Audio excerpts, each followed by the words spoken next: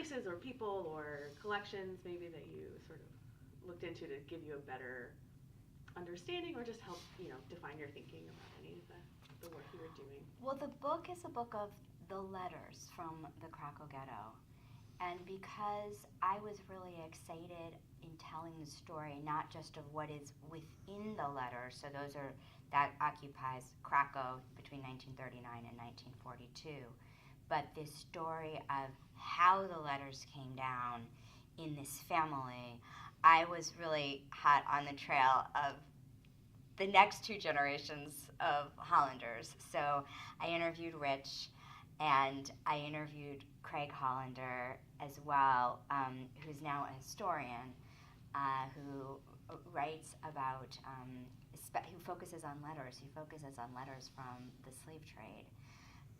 So I got a lot from those conversations. I flew to Florida to interview this. He's not a boy anymore, but there was a boy whom Joseph Hollander took on as his ward in order to help him gain entry into the United States, Arnold Spitzman.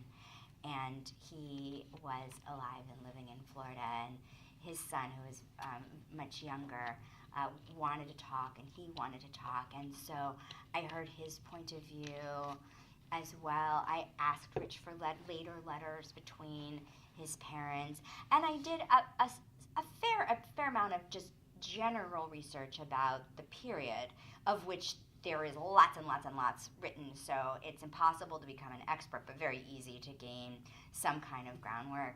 But that was the level of my research. So I spent a summer, reading your parents' wartime correspondence, and I spent a summer. It's great. They were really good writers.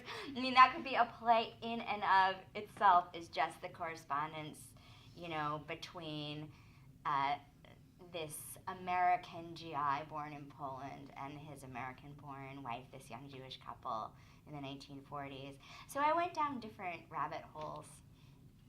Yeah. And Rich, while you were doing research and getting ready to actually write the book, what were some of the things that you found most useful sort of outside the collection of letters? Well, clearly, to my absolute astonishment, I went to the National Archives in Washington, and I just walked up and said, by the way, do you have anything on somebody named Joseph Hollander? And within 3 or 4 minutes, I had a huge file of hundreds. And I said, oh my God. And then one of the top letters was a letter that he wrote within days after arriving in Ellis Island and being imprisoned there to Eleanor Roosevelt. And she actually responded.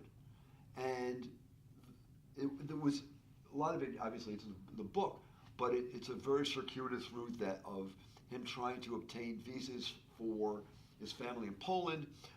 There are all kinds of intrigues with the ambassador for the Nicaraguan government, and all his twists and turns of his own immigration story and his own divorce from his first wife. And so it was, I guess, file like this. And then I called the United States Court in New York, and I said very sheepishly, I said, gee, this goes a long way back. Do you have any files on a case, even the case number from 1939, 1940? And they said to me, we have cases going back to 1820. And within the space of a day or two, I've never seen the government work like this. I got the actual transcripts of the hearing, all the legal pleadings that went on in this long court battle. So that was fascinating. And also what I learned, that my father was a test case from the day he arrived here. And in fact, only 18 months to 2 years ago, I got 2 large photographs taken by a news organization, it was AP or UPI, of the day my father arrived in the United States on an Italian ship. And the captions, it was from the news organization, was clear that this was a test case of American immigration law. And so I learned that the United States government did everything in its power between 1939 and I guess 1941 to deport him back to Europe in certain death.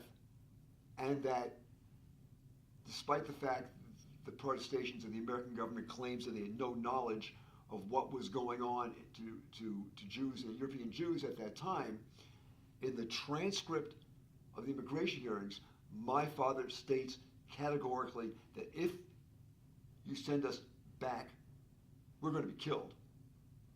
And so I felt that his case adds a bit to the narrative in American history of what our government was doing to refugees at that time.